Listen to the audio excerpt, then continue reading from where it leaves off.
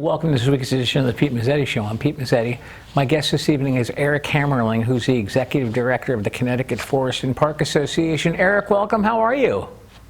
I have been better, Pete. I feel great to be with you, but a little bit under the weather, and thanks for accommodating me remotely today. Yeah, no problem, no problem. You and I are usually together. You're usually sitting right there, but right there this week there is nothing there. But luckily, you and I are able to be together remotely. So thanks for some time. I know you're not feeling well, but I want to thank you for making time out of your busy schedule anyway.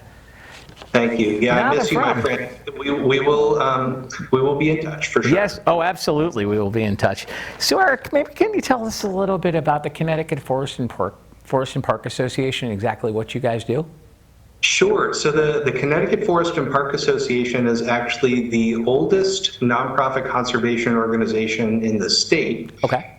Established in 1895, which is 128 years ago. Mm-hmm. And at the time, one of the primary missions for the organization was to establish this new concept called state parks and state forests for the state of Connecticut. In 1895, there were no state parks or forests. Right. There also were far fewer forests stretching across our state than we have today, actually.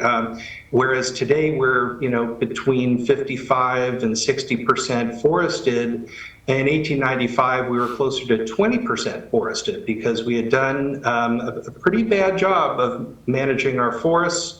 And there really wasn't much known about the science of forests and how to care for trees, et cetera. So that was what CFPA was established to do, is to try to protect special places for the public to enjoy and learn from, and expand the education about forests. What was added to that in the 1920s, actually in 1929, was the Blue Blaze hiking trail system. And the reason that the Blue Blaze hiking trail system, which today is, stretches almost 900 miles across 96 towns. Right. And it was to expose people to the outdoors, and how better to learn about forests than walking on a trail through them. So trails became a really important part of what we do, because that's the way that people connect with forests and help to become, big fans and stewards of those special places. Speaking of trails, good segue, my friend. I believe we have CT Trails Day coming up in June. Yes, actually, this is the 30th anniversary of Connecticut Trails Day, and CFPA is hosting it once again. There will be, at last tally, 191 events happening in 100 different towns all around the state. So basically 6 out of every towns in Connecticut has an event on Trails Day. Mm-hmm. And it's a really great way to learn about special places in lots of different ways. You might think that Trails Day might just be about going for walks on trails, but actually it's about all types of trails and outdoor activities. So there are bike rides, there are horseback riding events, there are nature walks where you learn about wildflowers or birds. There are work parties for people who are interested in learning what it's all about to actually care for a trail and maintain it. There's some really fun, interesting events, like one that I can assure you I will not be attending because I'd like to, on the weekends, sleep in a little bit. Yes. This event is called Sunrise, and it takes place in Granby at 4:30 in the morning. And gather with people who will be in actually a really beautiful place. I kid about it, but it will be a beautiful way to see the sunrise in a very historic and beautiful area in Granby. And what a better way to get people outdoors again and experiencing the special things we have in our state. There are amphibian walks actually in Westbrook, not far from where you are right now. There's a bridge and trail repair at Weber Woods. And so, I would just encourage people to go on the website, which is trailsday.org. You can get to it from our main website, which is ctwoodlands.org, but trailsday.org is where you can find all of the Trails Day activities. select one that's, or two or three. I typically, on a Trails Day weekend, get in 4 or 5 events. It's a great way to explore. Many of them do ask you to register, Right. and some of them do fill up. So it's good that we're talking about it, because hopefully folks will go to the website, find some things of interest to them, and sign up to attend. Absolutely, absolutely. Now, as far as, let's talk about the legislative session and maybe some of the bills that you guys have up in Hartford. Yeah, so today we are about, let's see, 2 weeks and 2 days, not that I'm counting. Exactly. From the legislative session. And so in the next, 11 days or so, there are a number of different things that are going to happen that have some great importance to us. One of them, I'll start with the budget. It's an odd year, literally 2023. Yes. Not that it's strange, but it is strange too. But Exactly. in 2023, that's when it's the first year of a biennial budget cycle. So there's a 2-year budget for the next 2 years that is in consideration right now. And one of the things that we're really excited about, that hopefully will be in the final budget, is a really important provision to add 15 park maintainers to the Department of Energy and Environmental Protection's state park workforce. Okay. Part of the reason that is so important is that there has been actually a loss of 41 field positions for the state parks over the last 20 years. So this is a way to help move it in the right direction, I would say, to help make sure parks are well maintained and safe. And one of the things that is also really important in the budget is protecting the program known as the Passport to the Parks, Right. which a program that CFPA was one of the primary advocates for. One of the reasons that we think it's so important is not only does it generate funding to help support operations and maintenance of the parks, but so it's because of the Passport to the Parks that now when you go to, on a weekend or any time actually, to a state park like Hammonasset that used to charge on the weekends, $13 fee.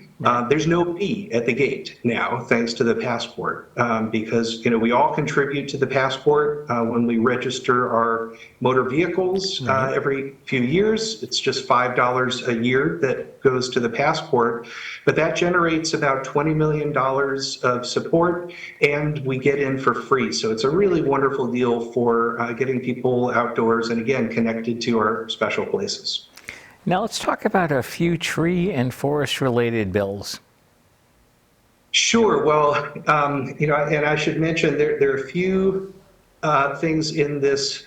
I just talked about the budget, but there are a few other issues with trees and with trails. So actually, let me start with trails, because this is something that would be a really exciting new incentive for private landowners who host trails on their property. And so what do I mean by that? So if you think about the 900 miles or so of the Blue Blazed hiking trails, about 40% of the trail length is on privately owned land. Right. So that means, people like you or me, or generally speaking, maybe people with a little more land than you and I, who make their land available to the public for recreational access. And that's an amazing benefit to the public. So we've been advocating for a few years for an incentive to essentially say thank you to a landowner who's willing to make a long-term commitment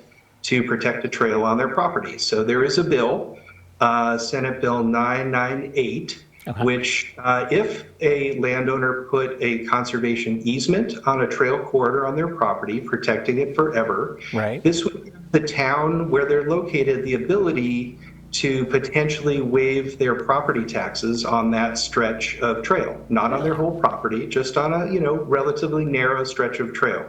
It's not a lot of money that it would cost towns, and we actually argue that the towns would more than make that money up, because what has been recorded in situations not just in Connecticut, but all around the nation, when there is a protected recreational trail in an area, actually all of the homes in the area increase in value. So there actually would be, you know, probably a neutral or maybe even positive property tax benefit to the town for investing and protecting a trail for the long term. So, you know, we're hopeful that that bill will, you know, be brought to the floor. It's made it through 3 committees. It has a lot of bipartisan support, and you know, we're really hopeful there. There are, so that's you know, the major trails bill, as well as some, you know, funding for trails and park infrastructure, et cetera, also in the budget. But in terms of tree bills, there are 2 bills that I'll mention. You know, one is Senate Bill 979, which is a bill that was introduced by the governor. And one of the things, and it has in it a recommendation that we've strongly supported for a few years, and that is, you know, in recognition of the fact that there is a need for more trees in some of our most urbanized areas in Connecticut. You know, this would actually create a new goal for the state to increase in our cities, you know, urban tree cover by 5% by the year 2040. That will mean, you know, more trees being planted and trees that are already in communities being better maintained. So, you know, we would love to see that bill pass.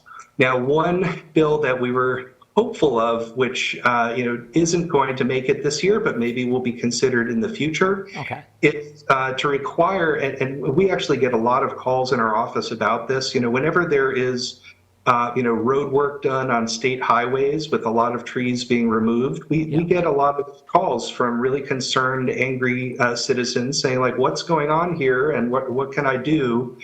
Well, this bill would have required that when the Department of Transportation removes trees at a, you know, and you know, they are removing trees as they argue to help with, you know, safety issues.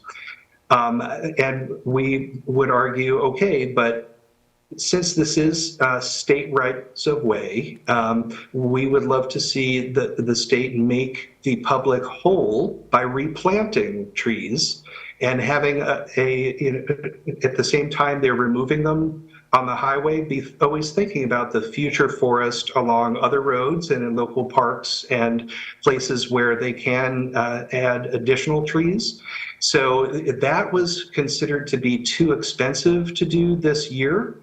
But we're hopeful that, you know, that kind of idea, which actually a lot of other states are considering, you know, will be something that we can do here in Connecticut. Eric, would you mind sticking around for another segment? Absolutely. All right, we'll be right back.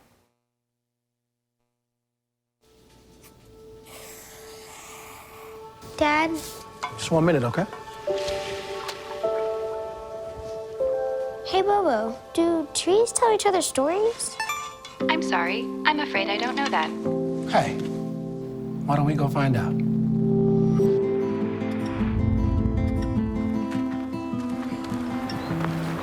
Listen. Do clouds take naps? I couldn't tell you.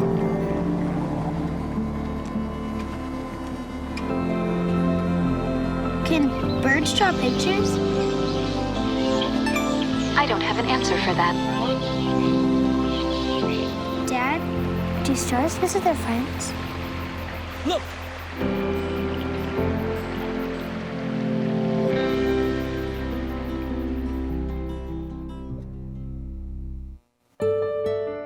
It's that time of year again to get out and enjoy the beauty of Connecticut's great outdoors during our annual Connecticut Trails Day celebration this June 3rd and 4th. Visit trailsday.org to find the many organized events planned throughout the state.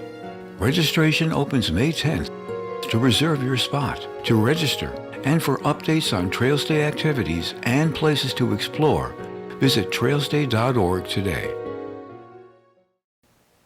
Welcome back to this week's edition of the Pete Mezzetti Show. I'm Pete Mezzetti, sitting here with Eric Hammerling from the Connecticut Forest and Park Association.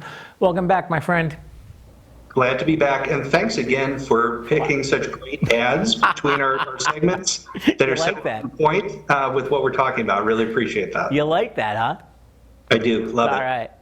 All right, so before we get into the nitty-gritty of things, you and I have to make an announcement.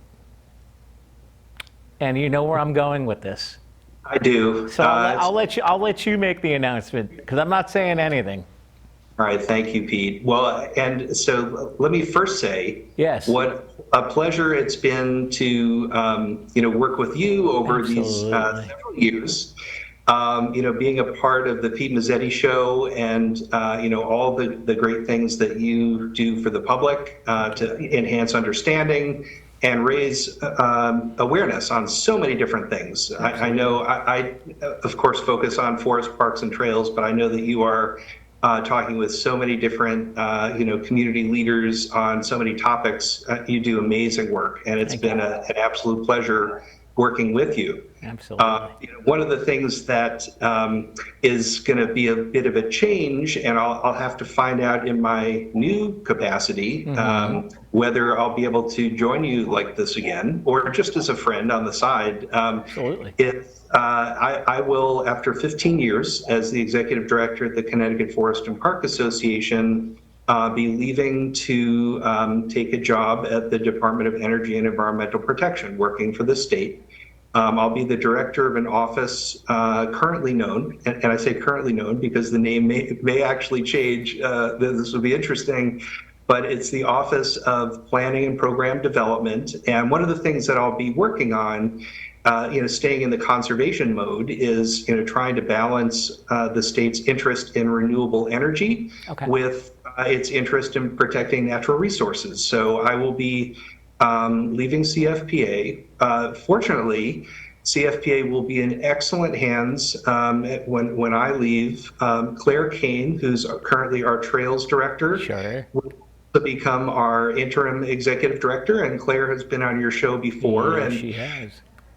Just really respects what you do as well. And so she will be in that interim role, and we'll also be doing a kind of national search and hopefully get someone really great to be at the helm of CFPA going forward. So yeah, I have such mixed emotions because I've enjoyed my 15 years at CFPA immensely, especially because I've gotten to meet and work with such great people like you, Pete. Well, Eric, hopefully you and I still keep in touch and we can still remain in contact. Yeah, I look forward to that for sure. For sure. Absolutely. So now, as far as, let's talk about climate change and the tree and forest issues in mind. Sure. So, one of the things that's really interesting about climate change and trees is that they are so connected to each other. Trees are really important to mitigate against climate change because they absorb carbon and store it in their roots and in their trunks. And that carbon that is in trees is carbon that's not in the atmosphere, creating all of the issues that we have with excess greenhouse gases in the atmosphere. Right. Now, one of the things that is also a challenge is that trees themselves are impacted by climate change. So they're helping to mitigate it on one hand, but the fact that we're having generally warmer winters, we're having storms that are happening in different patterns. There are some real significant challenges for trees, and one of the things, just as an example, is that you may have heard about and certainly have seen some of the impacts on trees from what have been called gypsy moths, now known as spongy moths. Okay. And there is a spore which can actually kill these moths before they create a lot of damage. But for them to be effective, and they are generally, out there in the environment right now, we have to have a really wet spring. And if we happen to have, instead of a wet spring, one that's more characterized by drought, that that we're going to have, more spongy moth problems, and that can kill trees. So part of the benefit, the potential benefit of having healthy forests is being undermined by climate change itself.